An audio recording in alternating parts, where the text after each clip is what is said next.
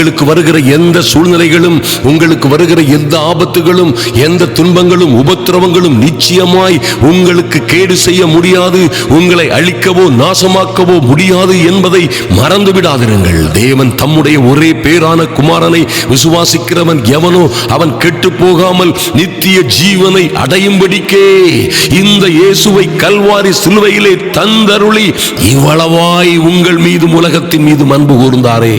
அன்பு தேவ பிள்ளைகளே, என்ன சூழ்நிலை வந்தாலும் சரி, என்ன வாதை நோய் துன்பங்கள், எத்தனை ஆபத்துகள் தோல்விகள் அவமானங்கள் வந்தாலும் நீங்கள் கெட்டு போக முடியாது.